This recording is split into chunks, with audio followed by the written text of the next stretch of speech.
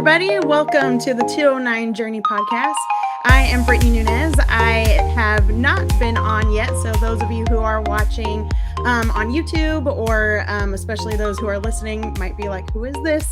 I'm Brittney, and I'm one of the new co-hosts for this show. I'm super excited to be on, especially with our guest today. Our guest is from Linden, California, and we get to talk all about farming and regenerative farming, which I'm really excited to hear more about. And so without further ado, let's get to our guest tonight, which is Matt Jones from the Honest Acre Farm. Hi, Brittney. Hey, Matt. How's it going? It's going good. I'm excited. Good. Me too. So especially all this week, because I knew our interview was coming up. And so I've been kind of stalking like the Instagram profile that you have. And I see even you were featured on the San Joaquin magazine, I believe, wasn't it? Yeah, that was pretty cool. They came out and did a little feature on me, and it was exciting to have the 209 represented and just have me on the cover or little page about me, and that was pretty exciting. Yeah, that is super awesome. Well, I definitely have more questions about that. I've got a bunch of questions to ask, of course, but I kind of want to start off, basic, start off kind of slow and kind of where everything began. So you're from the 209 area originally, right?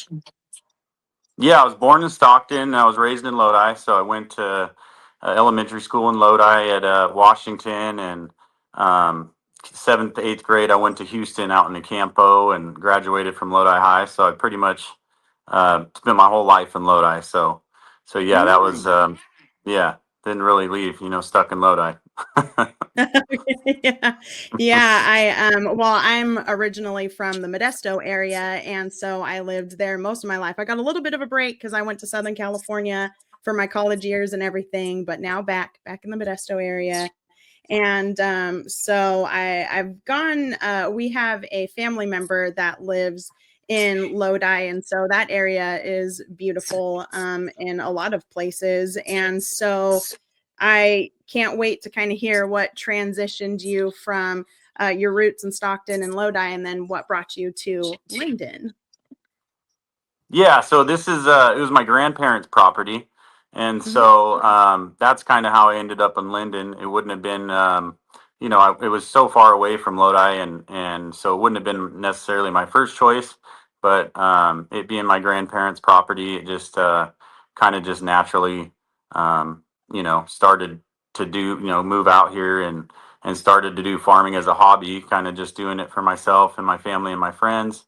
And then it just naturally grew into a business, which that's how good things normally happen, is just naturally. So Yeah, absolutely. So grandparents' property. Now, were our grandparents part of this whole farming process, or nope, I'm a first generation farmer. So first generation. I worked for the USDA for a while, and I was inspecting cherries. So I was involved with agriculture, and a lot of my family friends are farmers in the area, and so I've been around it my whole life. But this is a 1 acre property, so as far as farming goes, it's kind of you have to have large scale um, farms, or at least to try to make money in this. So this is kind of a new way of farming, and it seems like it's starting to get traction with local people, and they want more of the local farms like this, small local farms. Oh, cool. Well, yeah, we definitely need more of that in this area. And I was kind of looking at especially some of like the terms that you use when you're talking about the way that you farm and everything. But before I ask some of those questions, even, were you interested in this kind of stuff when you were a kid? Like, did you do ag in high school or even before then? No, I was not. So it's funny how that works, right? So I was going to be a firefighter, and I went to school and got my EMT, and I was about to do it, and then it just didn't feel right. I felt like it wasn't for me, and so I kind of just took a step back from that, and it just started. My process was just growing, and then I always enjoyed growing things in the backyard, and So I started giving it to family and friends, and then neighbors, and it kind of just spiraled from there. So yeah, it was just a natural process of doing something you love, and trying to turn. As you know, I've also watched some of your stuff, and trying to turn something that you enjoy into um, your job, which was the dream of Yeah. mine. So I was finally able to do that, and yeah, so it was not when I grew up. I did not think I was going to be a farmer. I wasn't in FFA. I was more of a football guy, and Okay. yeah, so it was just a different, Yeah. yeah, different. I I was really curious about that because sometimes like I have kids, so I know that especially they go through their phases and things like that, but sometimes like they're really interested in something and it sticks around forever. So I was really curious to hear if that was like a long love of yours, a long-term hobby, or if it grew over time. So that's really neat. And absolutely, I know how that goes when you do have a hobby, like taking that jump from hobby to like full-time thing and career, like that's a really big thing. And for those who can manage to do that, like that is just really, really awesome. And so congratulations. And thank you. Yeah, and you too. Congratulations on your success, also. Thank you. I appreciate that.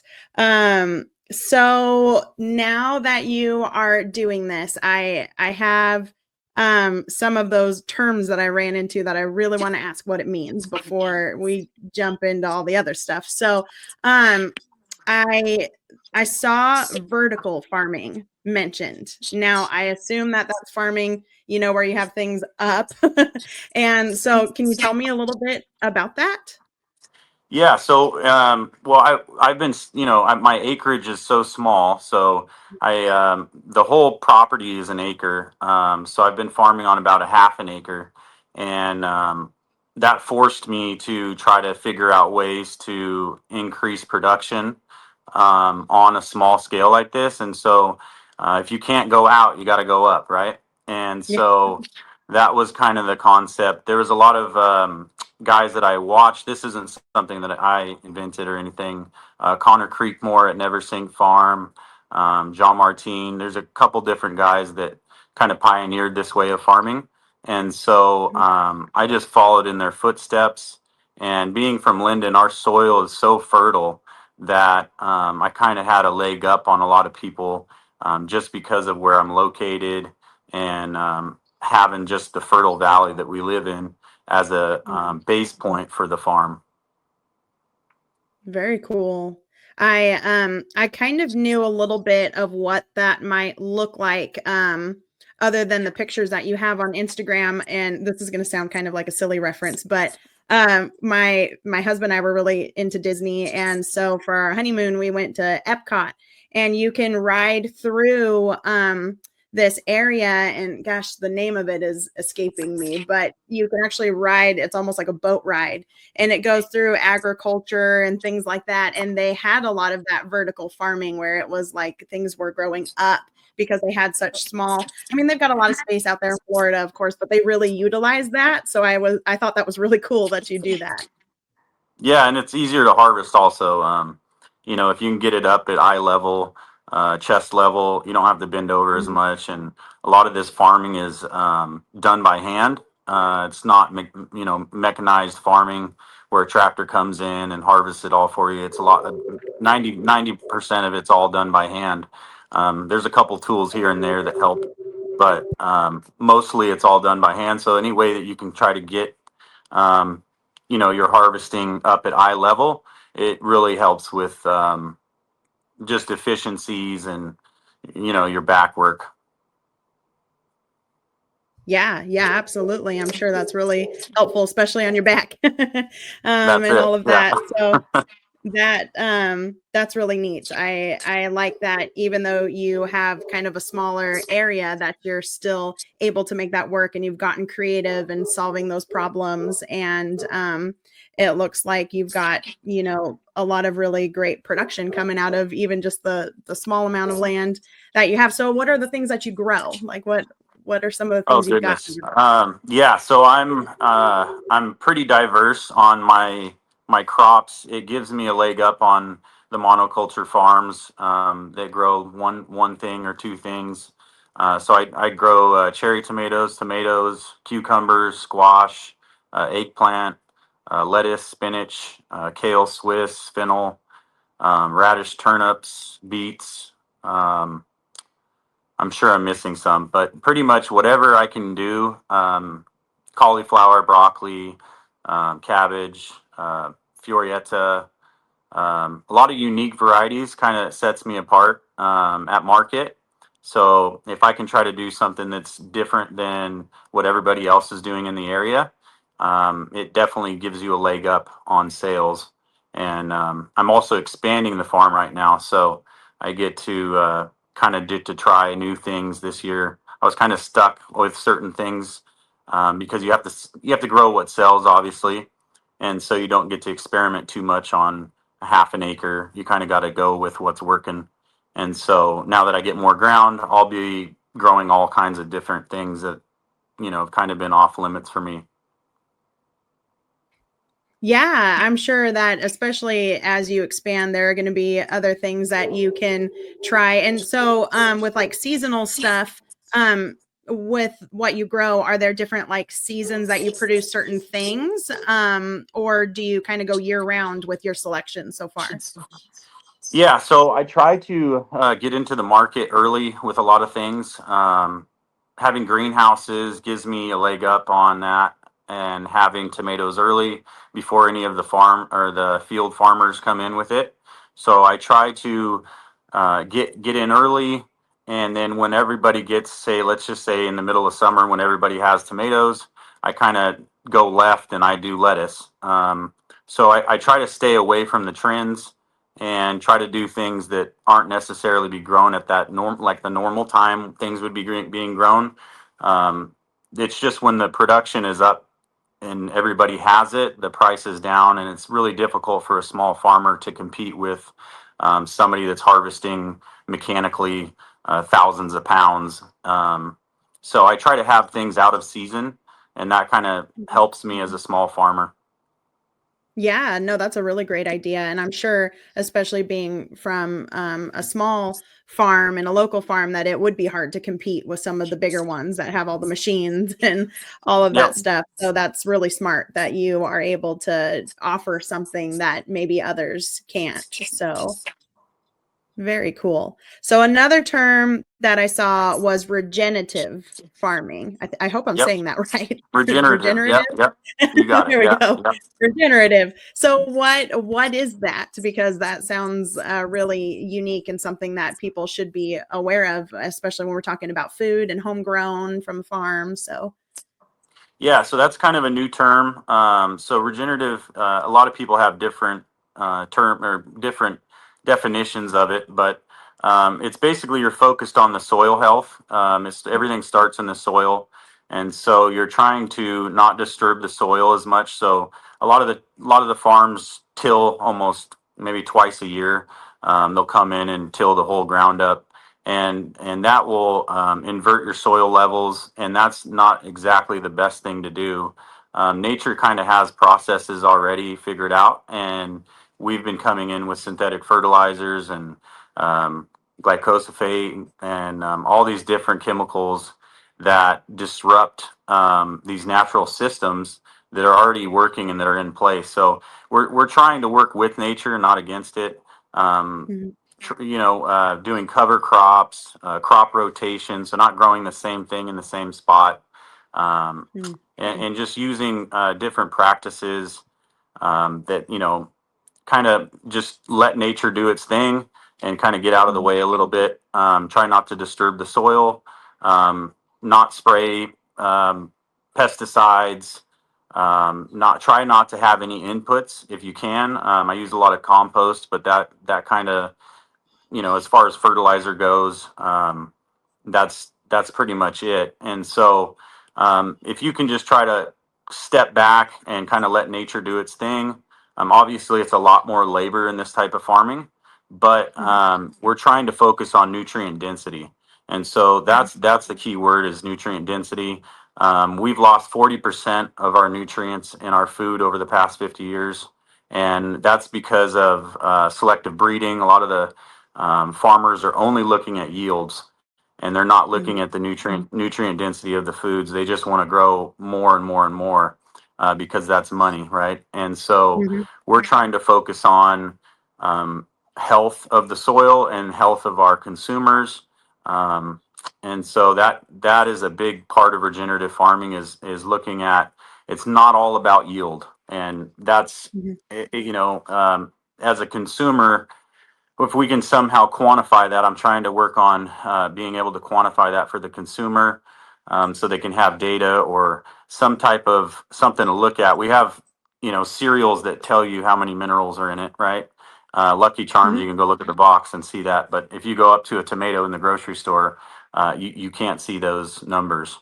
And so I'm trying to work on getting those numbers out to the consumer so that they can see if we're double the nutrient density, then you're getting twice the product for this, Mhm. similar price.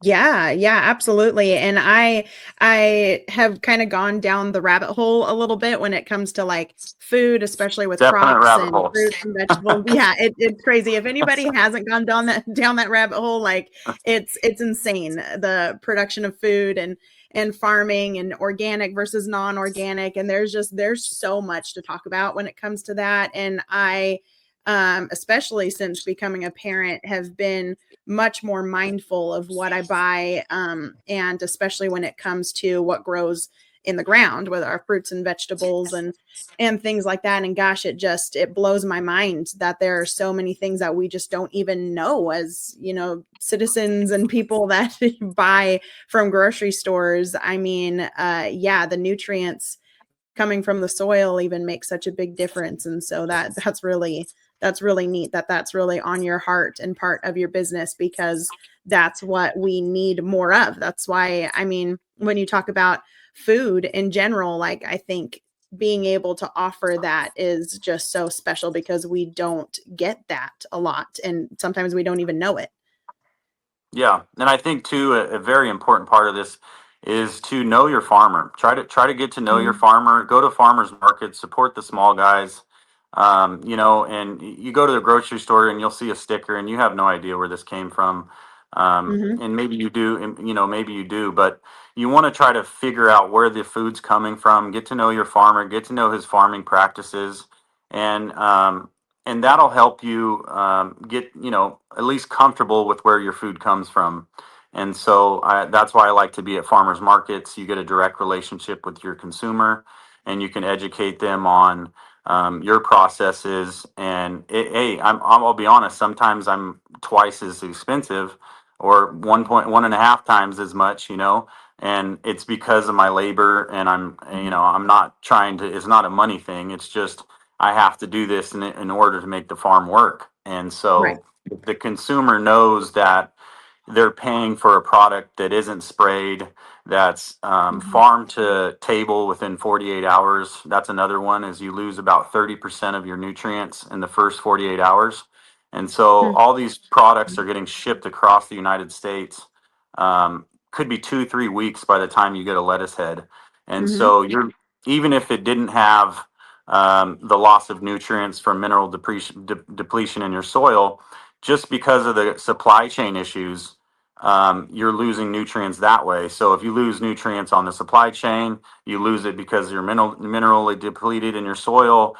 You're looking at a far inferior product once it gets to your table. And Mhm. so if you can get it straight from the farm within 48 hours, and the farm's doing these new practices, you have a high quality product that's going to go to your kids or your family, and it's going to help their Mhm. microbiome in their stomach. It's not going to kill the microbiome in their stomach. And so, to me, that's the most important thing, is trying to educate people about how important the way that food is grown, and Mhm. knowing where it comes from, knowing your farmer. Go out to the farm. That's another Mhm. thing, is try to talk to your farmer. And if he doesn't want you out to the farm, that's an issue. I would love to have anybody that would want to come out and be a part of the farm, see it, pick some stuff, and bring your kids. That's the way that agriculture used to be, and I think that's the way that agriculture will be in the future. Yeah, 100%. And especially in this area that we're known for our agriculture and everything, I think that it's great to have that knowledge and the way that you have your process, to represent that in such a great way. And so with all the things that happen in other farms with the pest control and everything, I'm kind of looking in the background. If anybody who's watching on YouTube sees my little rabbit back here, he's my little art studio rabbit. But for as far as like pesticides and pest control and everything, like if you're not doing any of those things to make sure you have such high quality products, how do you get rid of the bugs and the rabbits and the mice and some of the Yeah, other so things? you're just going to deal with it. You're just going to deal with it. You kind of just 30% loss sometimes. You're going to have to put that on there, and that's sometimes why you have to charge more, is because you're going to Mhm. have loss. You're going to have to do certain things, like you can cover them from the birds. Like I get a lot of damage from birds. Surprisingly, Mhm. they come in and eat all your starts, and you just come back the next day and you're like, what is going on? Mm. But you have to do slugs. Like I set out slug traps with high yeast beer, and then they'll go into that. Mhm. So you got to get creative on certain things. Um, you can also do. It's cover crop and crop rotation is the most important thing. So if you don't grow the same thing in the same spot, the bugs don't have time to get a footing on that. So you Mhm. harvest that crop and you move it somewhere else. And so Okay. you can do that. You can also do companion planting. Add some onions on the side of your beds. Garlic, they don't like that either. Hmm. But there's a lot of things, but you're just going to have damage. And even at market, I have bug bites on all my stuff. And I tell people, I say, if you see something with a bug that it has bug bites, that's probably good, because the bug didn't die. The Yeah. bug didn't die when you ate it. And so if everything looks perfect, it it's not exactly the right way that food's supposed to look. You're supposed to have little Mhm. bug bites. You're supposed to have little splits, and the consumer after a while is okay with that. And so I just bring stuff to market and let them. Obviously there's some things that don't sell, but mostly everything sells. So Mhm. just being okay to bring some damaged product to market, and educating the consumer on why that is, and they end up being okay with it. Yeah, I think that that would be a really important thing, to not shy away from some of the things that you have that might have a bug bite or two. Because I know, coming from the entertainment industry, there's so many like tricks that the big companies use to make their food look pretty, and it's not even food. Like they use glue for milk, and they do all kinds of stuff. It's pretty crazy, and a lot of people might not know that. So when you do have the real deal, when you have it there, it might not look as pretty all the time, but it's better and healthier and better quality. And we're just used to things being so pretty and so instant and fast. And that's just not how the real life works. And we kind of forget sometimes. So, Yeah, and I think people are starting to come around to this. They're mhm, starting to understand that every single apple isn't supposed to be the same size. As if mhm, you look at our population, everybody's different sizes. Some are tall, some are short, and you're going to get that. You want genetic diversity. You want that in your products. You don't want everything looking the same.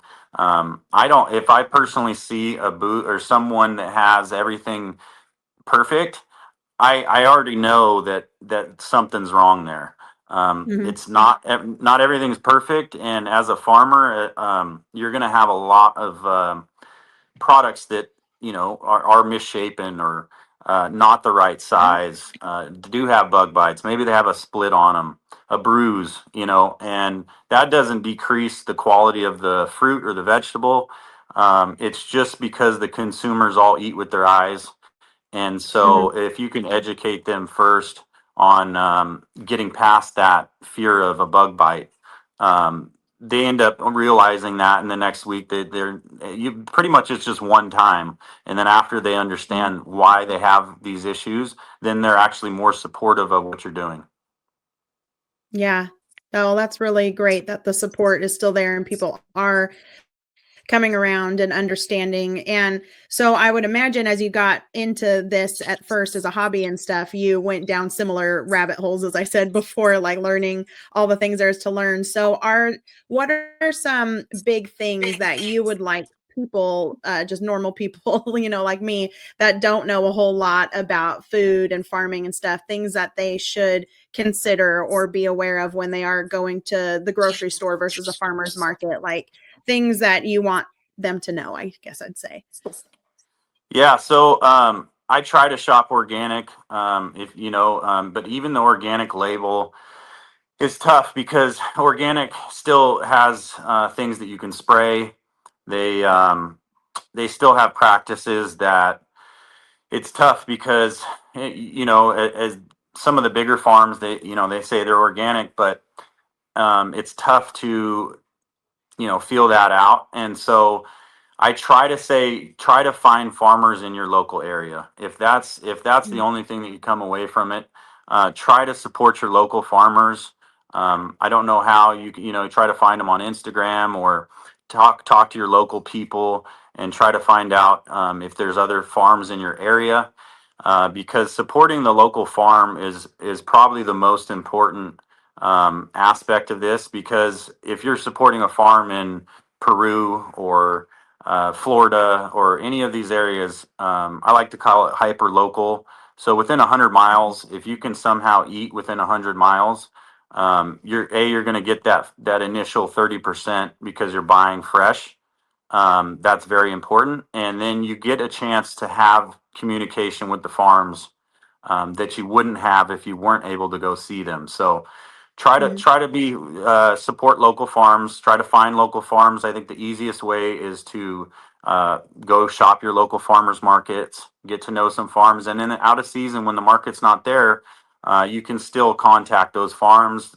People have subscription boxes. I'm actually working on one of those. Trying to be at cool. another place where I can have people come get my product whenever they want. Mhm. So it's just trying to find those local farms that meet your quality standards, or the way that they produce their product and it matches your values. Just to be supportive of those guys Yeah, and gals. absolutely. I think that's great. So, Honest Acre Farm, that's the name of your little farm there. Now, how did the name come up? Is it all because of the honest way that you farm and do your thing out there? Yeah, I wanted to be transparent on everything and let everybody know what practices I use, and just be super, honest and straightforward. And Mhm. I kind of live my life that way. And it just kind of just carried over into the business. And yeah, I don't know. It just kind of stuck one day, and so I just ran with it. And it started really small. I did a pop up at I want to say it's Inspire Coffee in Lodi. So that was my first one. And Okay. yeah, so I went there and sold out in like an hour. And I was just like, what is going on? Like something's up. And so I had another one, did the same thing, and then ended up signing up for Lodi Farmers Market and doing well. And then I got some restaurants. Kathy and Russ Munson at Wine and Roses were really, really supportive of me. She would visit my booth at Farmers Market, and at the time I didn't know who she was. And so, anyways, it just kind of spiraled from there, and it's an interesting, way that when you're doing what you love, it seems like everything's going downhill. It's not a tough road. It's really, it was just simple. And yeah, so but yeah, Honest Acre was just, I wanted to be transparent in the way that I farm and let people know that this is the way that I do things. And yeah. I love that, and I think people really truly like that transparency. That's what they want, and I think that'll keep the customers that you have loyal to you and your farm. And then to expand, they'll tell people. And like you said, if people in the local area can find farmers and places where they can get those just fresh products, I think that is really a great alternative for regular grocery stores, and where people can understand where their food is coming from and who's growing it. And I love that. So I want to follow that timeline a little bit. So you first got started, you first started growing your vegetables and your fruits and all of that. And so then you started selling them at farmers markets. Yep. And so do you still do that? Do you still go to the farmers markets? Yeah, that's probably over half the business is the farmers market.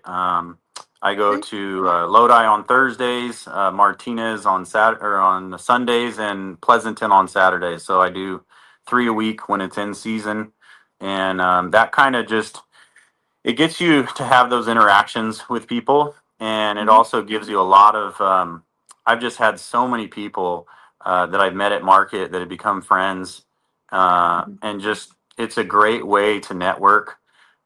There's a program called Growing Healthy Kids, and I used to John and Miriam would come by my booth, and they run a Growing Healthy Kids program in Contra Costa.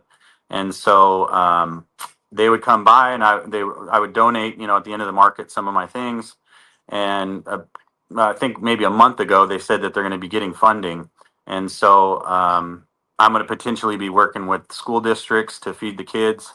And so we'll see how everything goes. And at the same time, I got my expansion at the same time, so everything just lines up. God's been good to me, and kind of just everything just lined up naturally. So yeah, so farmers markets were the driver of the business, and then I was Mhm. doing the local restaurants also. Um, Wine and Roses, the kitchen at Stonebriar here in Stockton, Oak Farm. I also did Oak Farm, so that was kind of not a side gig, but that was also important, is to be able to get your name out there, Mhm. and have some of the locals see your product on their plates, and yeah, work with local chefs. That was kind of a fun thing to work with. That's super neat. So like when you had the everything at the farmers market, how did it get to restaurant? Did people that owned those restaurants find you at the farmers markets, or did you reach out to them? How did that Yeah, connection come about? Kathy came by a lot, and I didn't know that she never mentioned anything.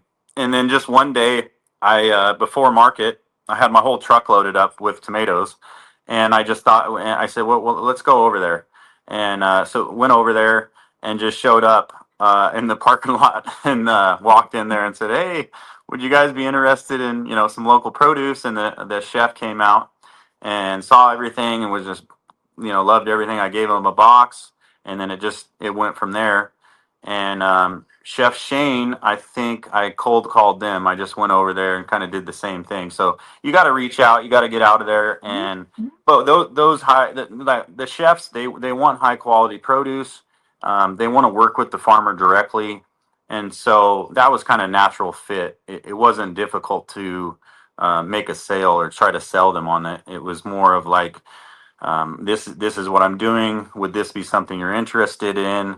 And then it just naturally built into a business relationship. Yeah, I think that having those restaurants, especially local restaurants, and having local produce and products like that, I mean, you'd think they'd go hand in hand. And so that's great that you've been able to make the connections. I was thinking, as you were saying that, have you seen the movie Ratatouille, the Disney movie? Of course, yeah, of course. Who hasn't? Being a Disney Yeah. nerd, I have to go there. So that scene in Ratatouille when the he's talking to Colette is her name, and she talks about how important it is for them to have those relationships, and they buy the best bread and they buy the best ingredients and stuff. And that's so cool to know that that happens in real life, Yeah, it does. It especially in does. our area. Yeah, and So there's not that's a lot great. of small farms around here. A lot. We're in one of the most fertile valleys as far as production goes. I think San Joaquin County is I think it's one of the most productive valleys in the world, if I'm not mistaken. And so, as far as small farm goes, there's not really many of us, and so for the chefs, there's not many options.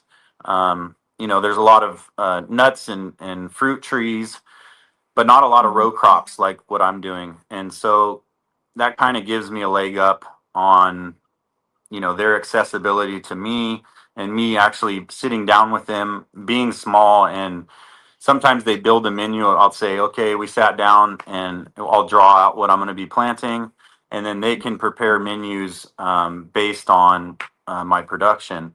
And some of the bigger farmers don't even have time to do those things. So me being Mhm. small, being flexible with what I grow, kind of it makes it work. Cool. So you have these connections with the local restaurants. That is awesome. You still do the farmers markets. Is it just you out there on the farm, or you got helpers now as you're getting bigger? How's that Yeah, working? so I have two guys, Cameron and Nick. They've worked with me the whole time pretty much, and then I got really blessed by John Brickner.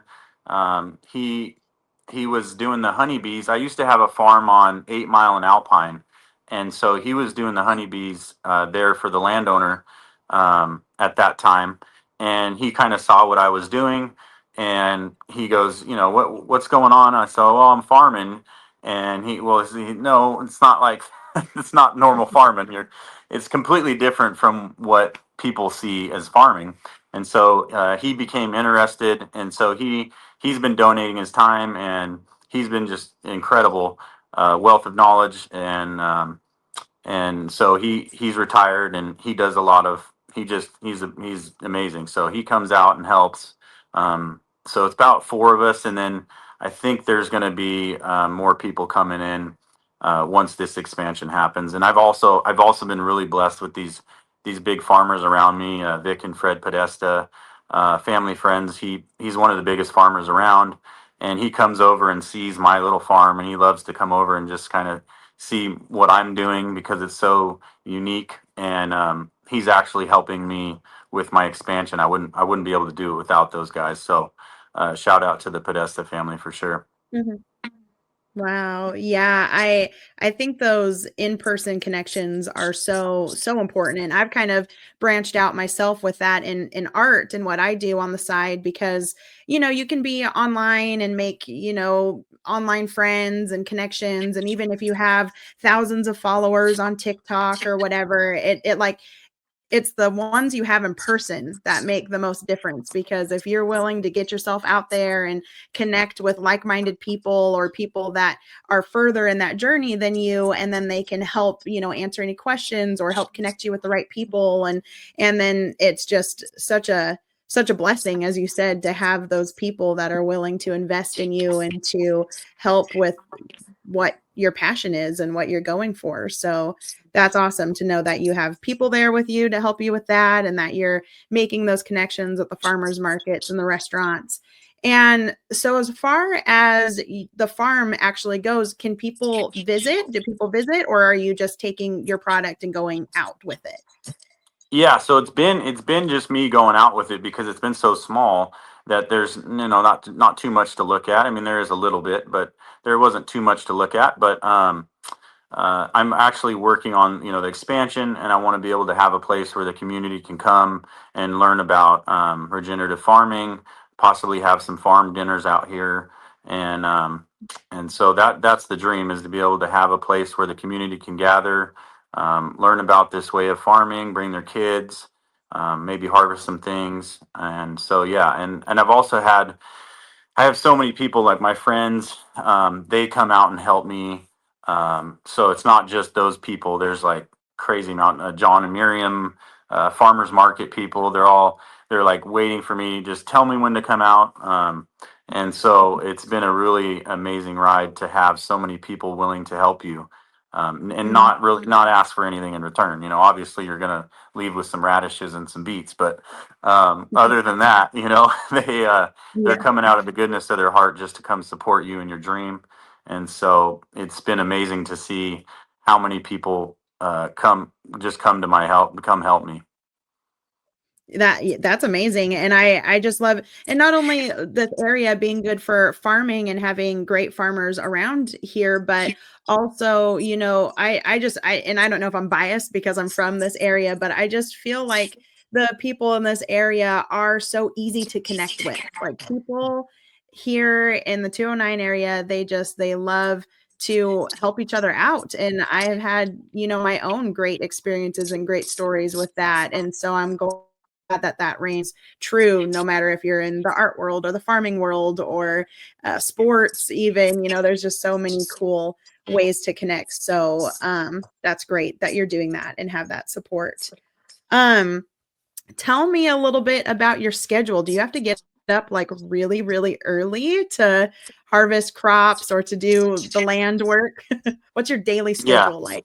Oh man, it's every day is different. I don't really have too much of a schedule because it's just well, I have some in season. I have a little bit of a schedule, but right now it's just every day is just wild. You're kind of going with Mother Nature. If it's going to rain, you really throws a wrench in your plans. But normally on Monday is I'm going out there and I'm doing a weeding and planting day. Tuesday will be like a harvest day.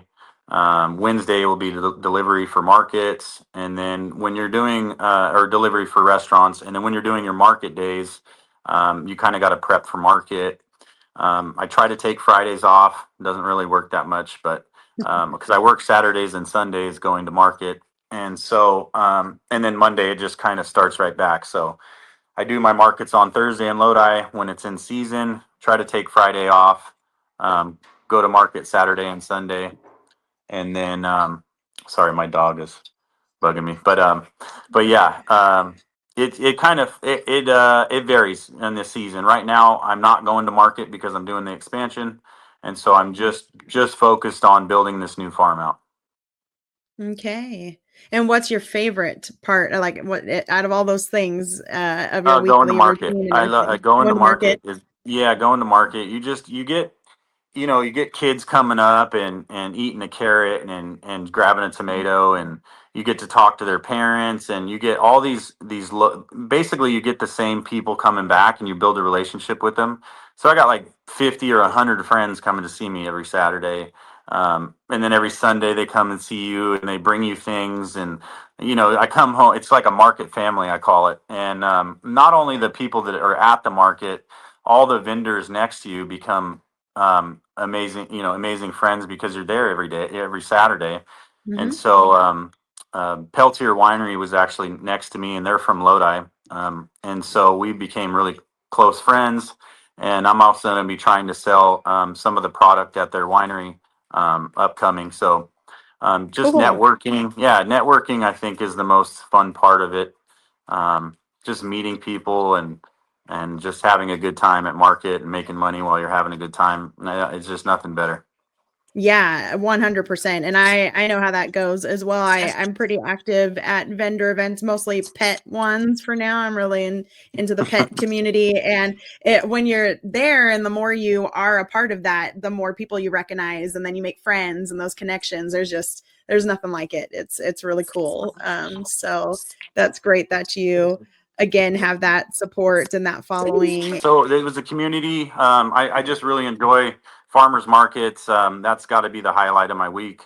I look forward to it, and it's just a fun thing. And if I can make money doing something good in my community like that and educating the consumer, it's just a great. If I just had to go drop off at a grocery store and just get a check, I don't think I'd be as passionate as I am about it. Mhm. Having the direct relationship with the consumer is just it's invaluable. Yeah, 100%. And people, again, love that transparency. They love knowing where their food is coming from. And so the more you get yourself out there, the better, I'm sure. So when you go to the farmers markets, especially, uh, and if you do have anything left over, what happens to that?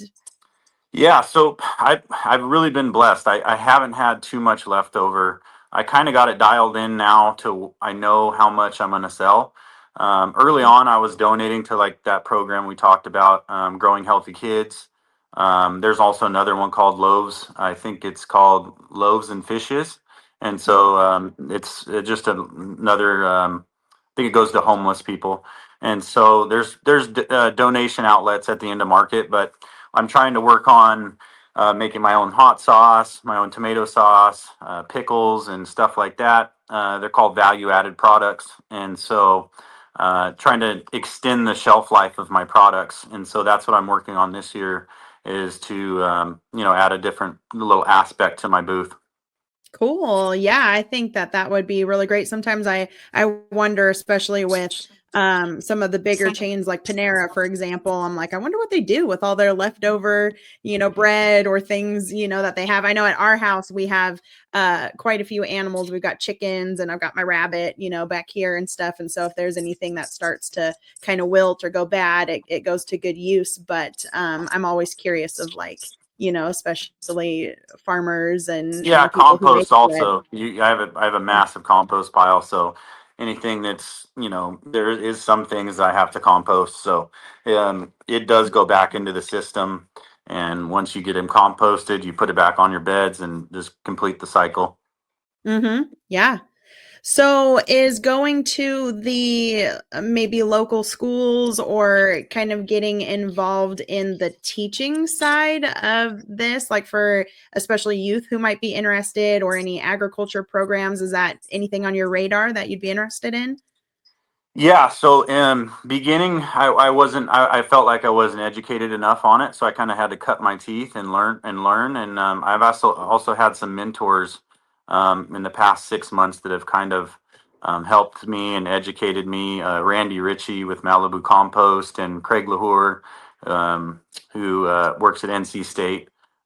They both kind of got on the phone with me and been emailing me and so, of course, I would love to teach kids about food and have them out to the farm and have a farm to school program. I would love that, and so I'm actively working on that. It's just difficult with all these things going on and building out the new farm. And also at the beginning of this year, I had a fire in my barn, so I lost Oh, pretty much the whole farm this year.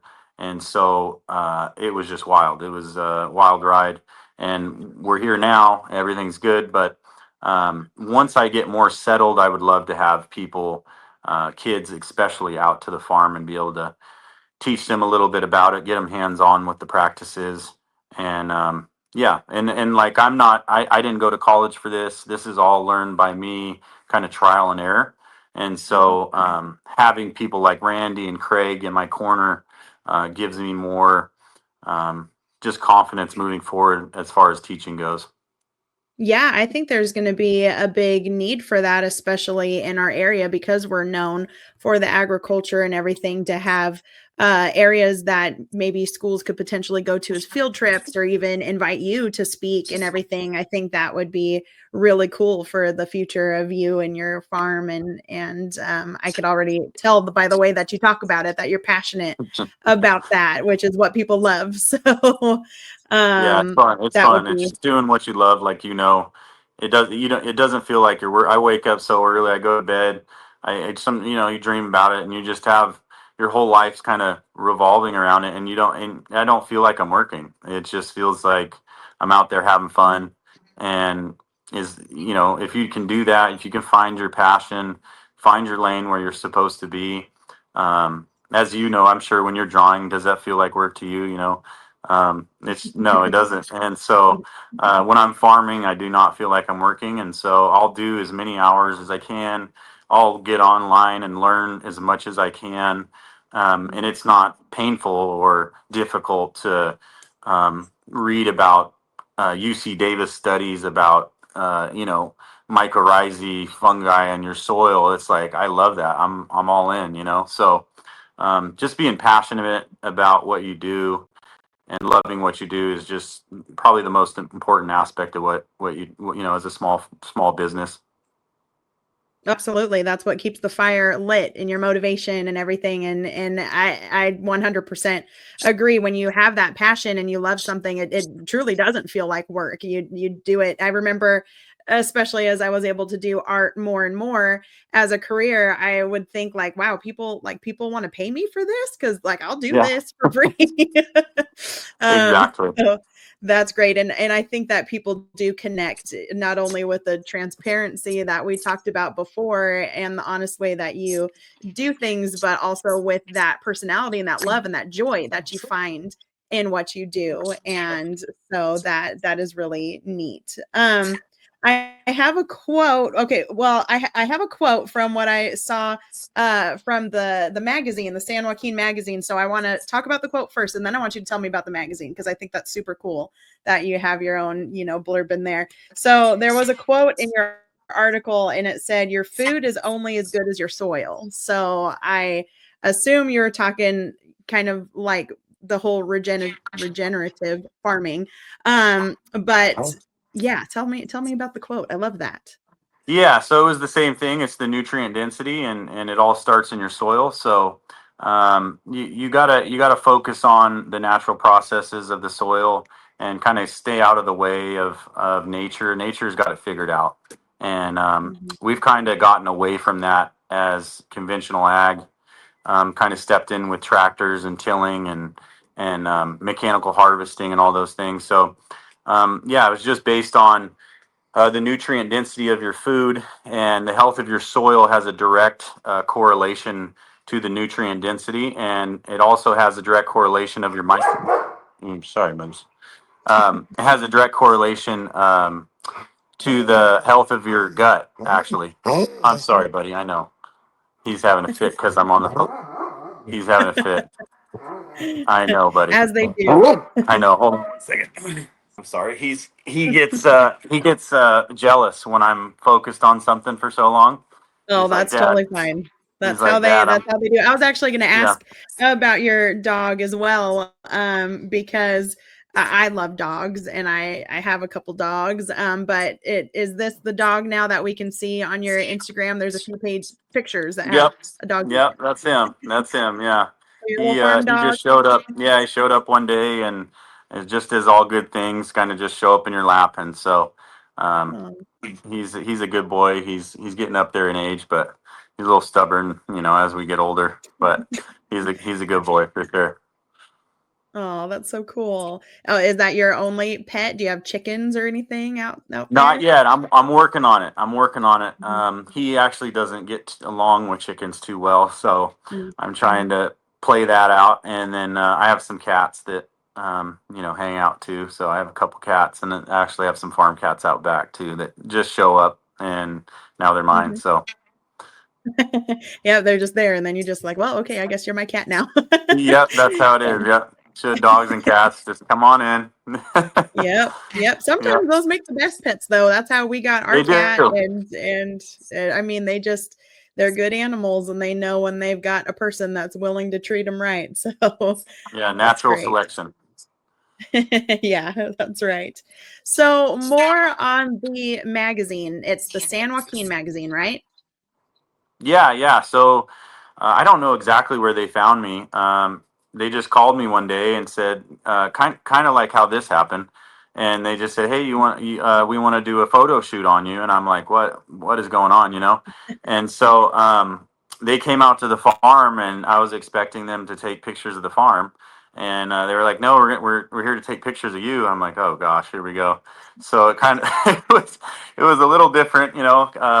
But it was really fun. It was my first kind of breakthrough. I felt like a little bit of a breakthrough, and having them come out and having a little feature in the magazine was pretty cool. And everybody supports me, and they were more excited than I kind of was about it. But I felt like it was a kind of a stepping stone in my career as a farmer, just to be recognized a little bit. I think I'm the smallest farmer around. I don't know for sure, but I'm pretty sure that I'm the smallest farmer around. And so just being recognized as the smallest guy was pretty cool.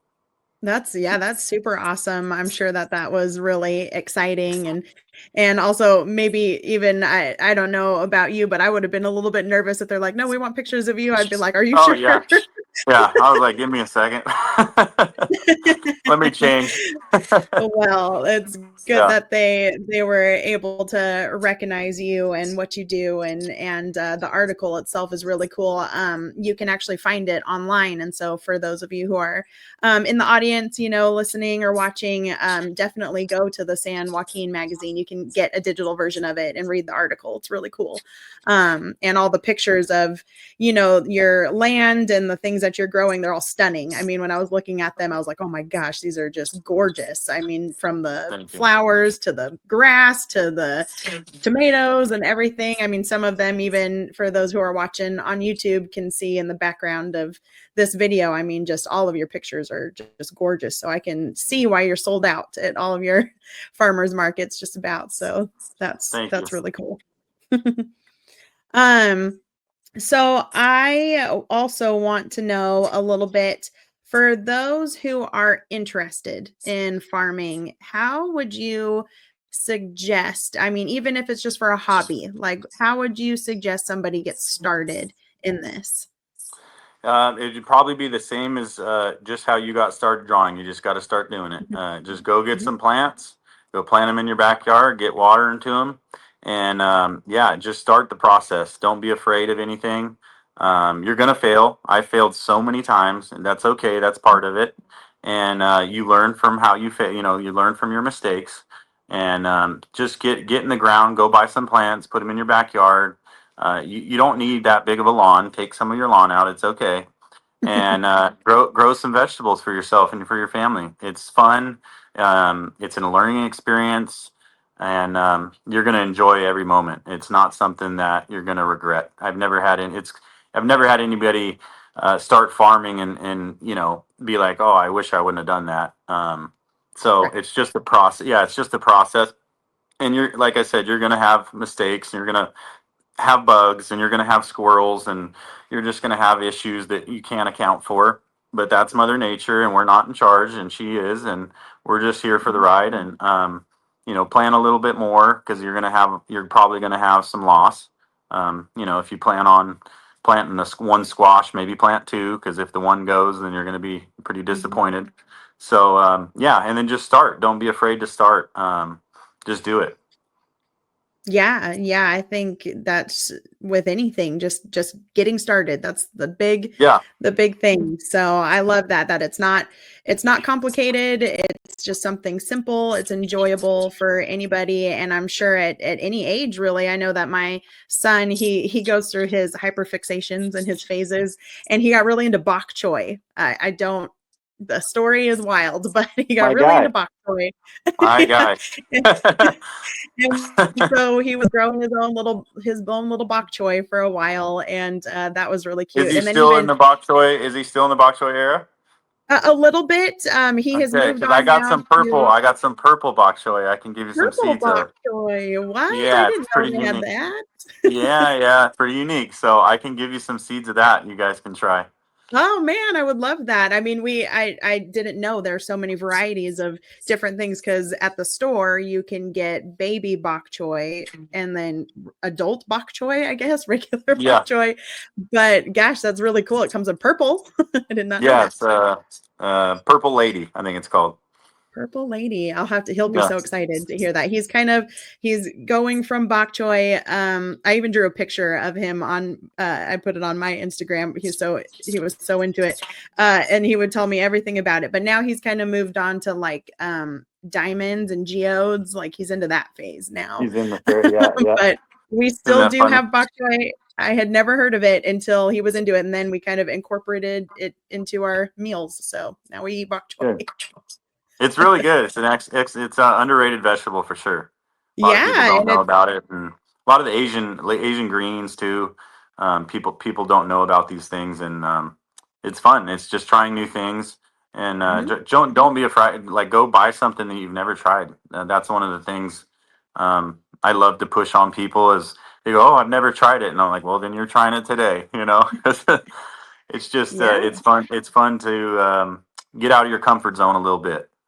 Absolutely. And I'm sure all the varieties of different things, like they'd be fun to experiment with and to cook with in different ways and to grow and even myself learning from my kids of certain things, just like with how bok choy came up. And I have this little thing kind of behind me where it grows little plants. And so there's like different varieties of lettuce that I can grow, and I just feed it to my rabbit because he's right there. So it's just fun. As anybody can just try it and research it. I mean, now that we have YouTube, you can learn how to do just about anything. So You can learn how to fly a plane. You can do it.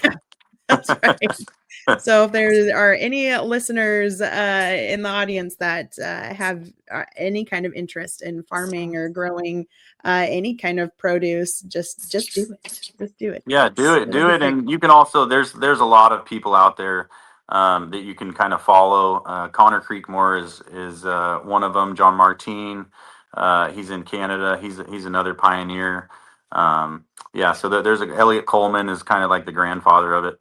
But there's a lot of guys that kind of um, started this, and I'm kind of following in their footsteps. But you can even follow me on Instagram. I kind of show the processes of planting and harvesting and things like that. So Yeah, I definitely want to get all your social handles and stuff for our audience to know where they can find you in the farmers markets.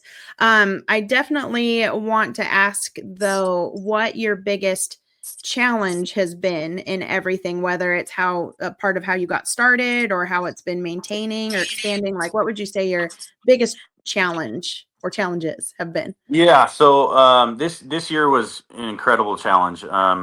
I had the fire September 11th of last year was it, believe it or not, it was on September 11th. A contractor. I was going to do farm to table dinners, and I wanted to have the barn. My grandpa actually built the barn, so I was putting a kitchen in the barn, and the contractor started a fire. He didn't. It wasn't obviously an accident, but ended up burning that down, and I lost the whole thing. The whole. I lost everything. The greenhouses, all my irrigation, my fruit trees. Basically, it was all gone. My walk-in, my wash station, the whole farm was gone. So I had to Mm, step back, and I had to think about because I didn't have a lot of these sales channels last year, and so I was actually thinking about doing something else, and I wasn't sure if this was what I was supposed to do. Coming Everything coming to a complete halt was pretty shocking, and then so I took about a month away, and then I realized that I didn't want that to be the reason. If it was going to be the reason, I was going to not do it. I wasn't going to let that fire be the reason for me to not farm anymore. So I said, oh, you know what? I'm going to give it one more year. I'm going to give it my all. I'm going to do everything that I can to succeed, and I'll make a decision at the end of the year. And mm. so rebuilt. I had so many people come help me. My neighbors were absolutely amazing. They came and they came with their dump trucks and their tractors, and I probably had like 20 people out there helping. And so I think that kind of started the community of it, where they wanted to help me rebuild. And so once I kind of got traction, um, everybody was just so supportive of me that I knew I was in the right place. And so I think that was the biggest challenge. Anybody going through something like that, they can't see past, the forest that they're in. And you got to be able to realize that sometimes you go through trials in life, and that it's going to either make or break you, and you Mhm. can use it as an out, or you can use it as fire, and use it as determination and motivation to move forward. And I chose the latter, and I had so many people support me that, and then um, crazy that my barn burned, and then I get the lease to the farm in the back, and there's a barn 3 times the size, and so Wow. and they gave me access to that. So it's like, God's kind of blessed me by, and I wanted one more acre. I was like, man, I just need one more acre. And he was like, well, how about 5? So, and all right, cool. So that's kind of how it's been. Obviously, you're going to go through trials and Mhm. tribulations, and just kind of be stubborn and don't let those things get to you.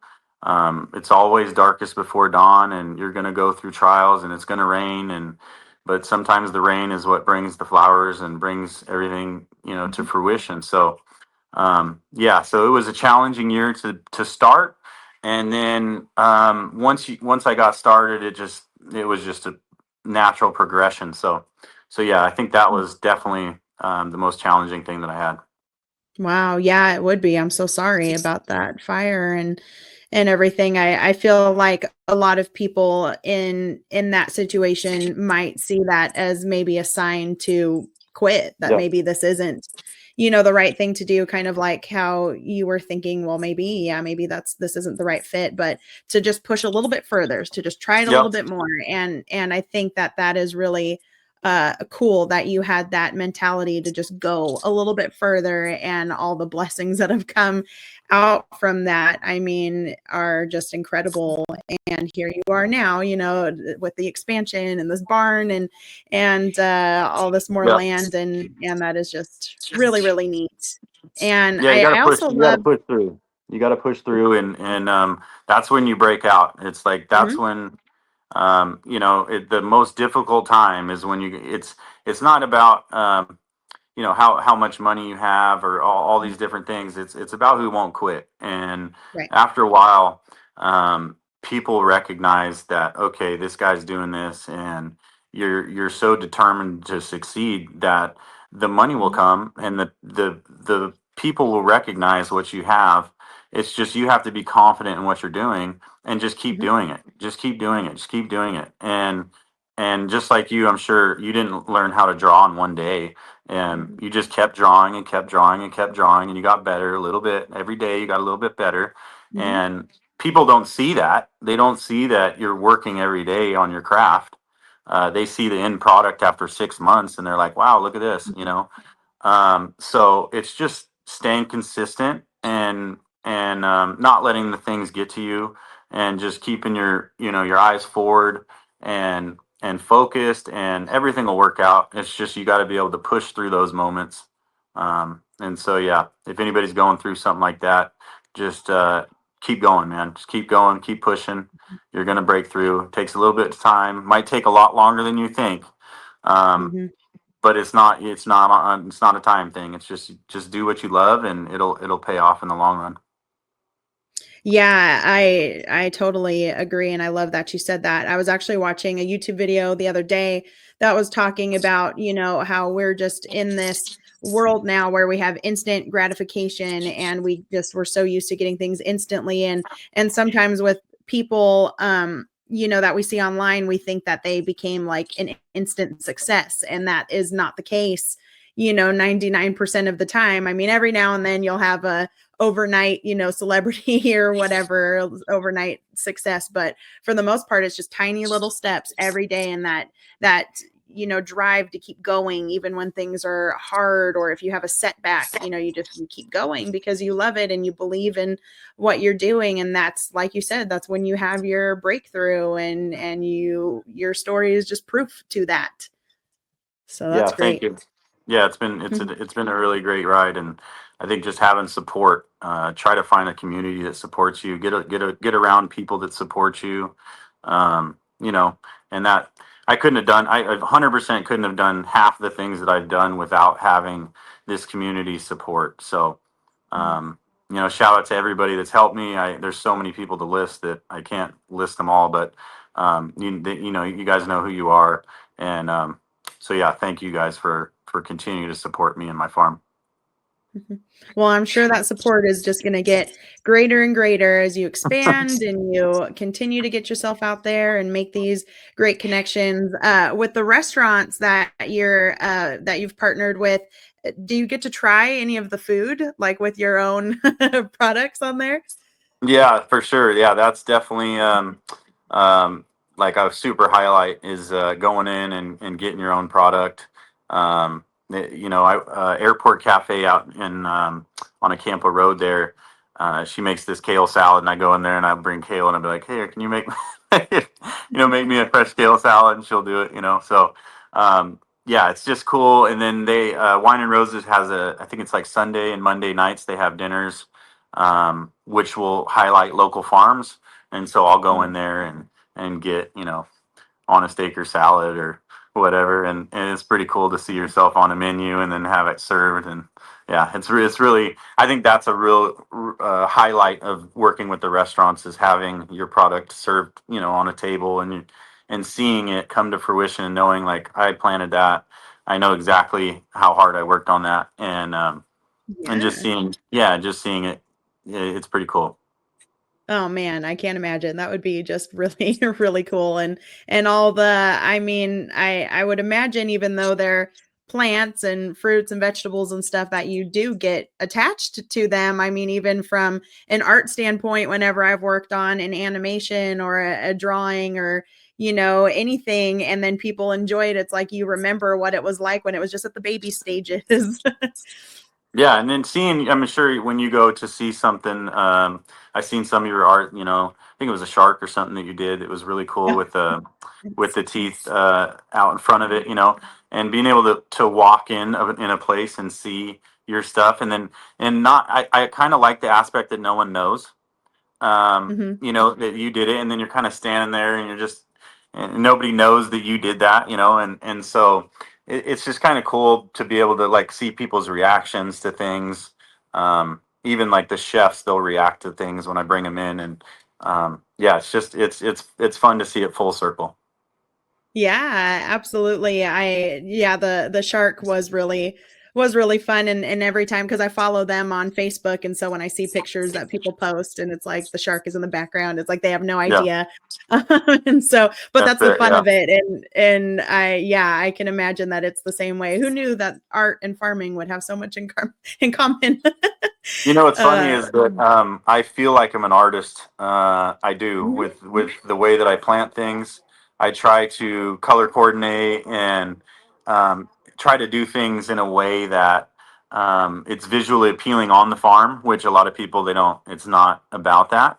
mhm, But I really enjoy making the farm look a certain way. Um, and being able to have people come out to the farm and be like, whoa, like, this is different, right? And so it's not just cutting it and bringing it to market and displaying it. It's also the way it's grown, and trying mhm. to incorporate plants in different ways, have systems in place where it just looks appealing to the eye. And so, yeah, it's just a different way to farm, from, seed to sale, just the whole way through. Yeah, no, I'm glad that you brought that up because I actually did notice that, when I was looking through the pictures and everything, how just well everything is paired together, like everything from how you take your pictures to where you plant the plants and even just the small glimpses that I've gotten. I can tell that you're really in detail with what you do. Yep. And so I love that. I think that's so cool. Yeah, it's fun. It's fun. It's like art, Yeah. um, and it really truly is, and so it's just another aspect of it that I can do on a small scale that hopefully resonates with people. Instagram, I'm working on. I never had an Instagram before this farm, so I'm completely new to me. I never had a personal page or anything, so I'm trying to, as I go, I'm going to try to get better at it, as far as posting and stuff. But yeah, it's just another aspect as being a small farmer, is that you can do things differently like that. And as a large farm, the whole, 5 acres is all the same things, and in one little area, I have like 20 different things. And so Mhm. it's just fun. It's fun, and it kind of keeps me interested in it. Yeah. I don't want to keep you all night because I could ask you questions forever of all the things, but I'll ask you some kind of final questions and kind of get your last little bit of perspective, and then absolutely I want to have you tell everybody where we can find you. But I kind of want to know what your goals are in the future. I know you are working on this expansion right now. So if you could just achieve all of your dreams with this, where would we be going in the future? Yeah, so I want to change the way that we grow our food. My goal is to be able to get kids involved. I want to be able to feed the local children. As nice it is to be able to sell at high end restaurants and sell at farmers markets, I think the kids are the future, and being able to work closely with them. If I can get 1 out of 100 kids to be interested in this, just like your son, loves bok choy, right? So if I can get kids fired up about this and passionate about this at a young age, we can have small farmers, small scale farmers that support their local community, that are there for the health of their community, that aren't just looking at dollar signs. And we're looking at the future of the way farming should be, and it should be hyper local. It should be within 100 miles, and you should be feeding your local community first. And so I want to really change the way that we farm commercially, and starting small and then gradually growing up into a larger scale is going to give me an opportunity to see how these things can scale. But yeah, the future is, I would love to be working with the school districts, and feeding them lunches, having the kids come out, teaching them like we talked about previously. Mhm. But yeah, I think the future is all with the children. That's kind of where I'm going to hang my hat.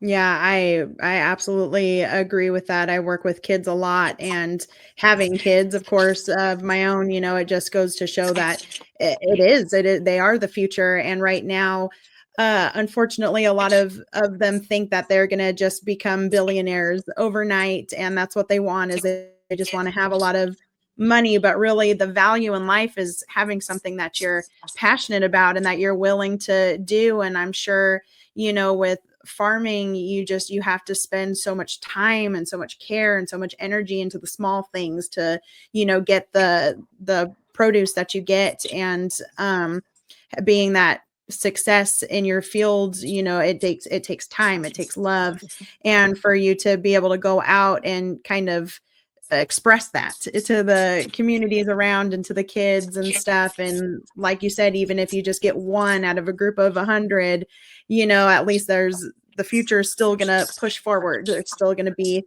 kids that are going to grow up to be farmers and in agriculture. And I think that that is very great and very noble, that you want that as part of your journey as well, not just the success in what you're growing and how you're selling it, but in the kids and in the future. I love that.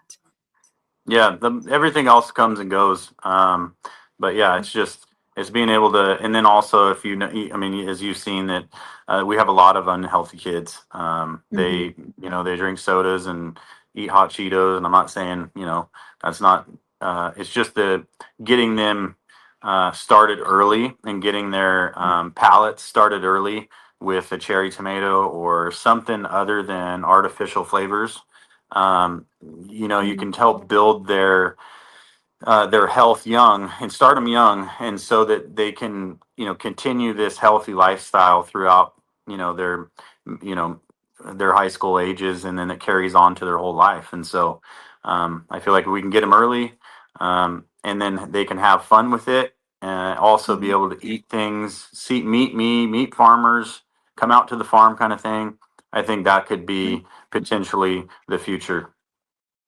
Yeah, and I'm sure there's so much power, especially the younger you get started, you get to see the magic really of, starting something from just seeds, or however, the plant that you're producing starts. I mean, and then it grows and you have it and you took care of it, and then all of a sudden you get to enjoy it in your recipes and stuff. I'm sure that's just such an amazing feeling, that you know exactly where that came from and you were part of that. And I think that if we can get kids excited about that, then yeah, maybe the hot Cheetos won't be as exciting as what they can find out in their Yeah. backyard and grow, at their own homes. And yeah, it's unfortunate how little we know about food and how it's being produced. And so it's good to know that there are people in the right corner of that Thank you. Yep. situation. So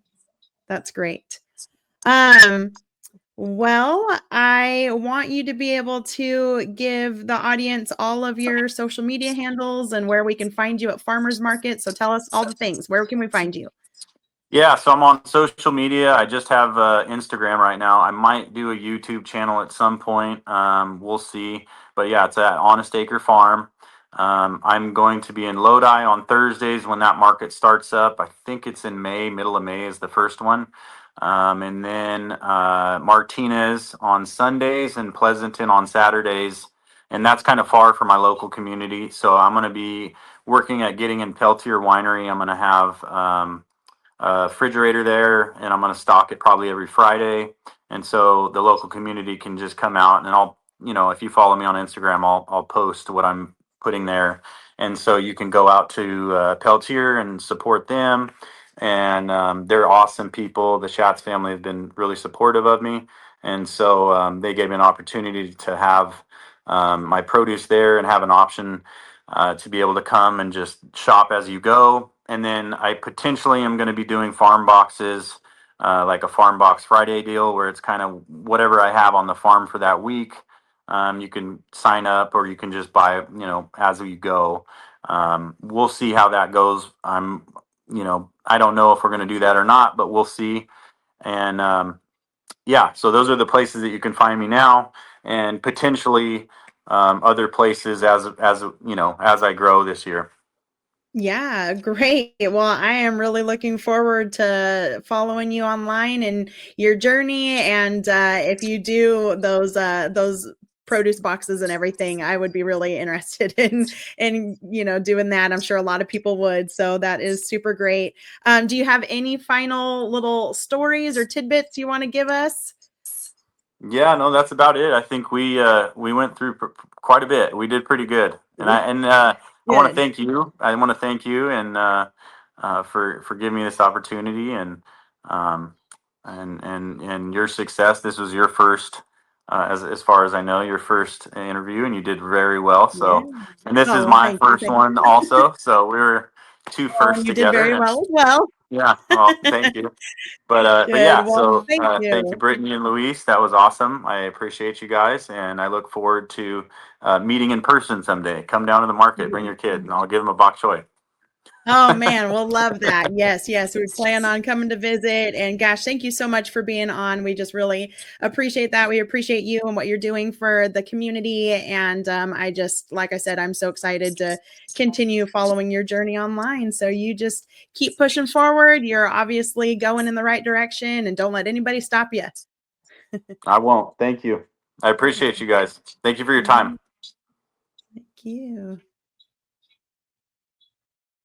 All right. Well, thank you so much to all of our audience who is listening or watching on YouTube. We really appreciate you all as well for, coming in and listening to all these stories we have. I just really enjoyed being here for this episode. I just am looking forward to all that is to come for season 4. You can follow us online at the209journey.com, or you can find us on social media at the 209 Journey. So follow us there if you haven't already. Subscribe, like all the things, share our stories here so that our presence in the community can continue to grow as well. And just thank you so much. I'm looking forward to the next time. Thank you.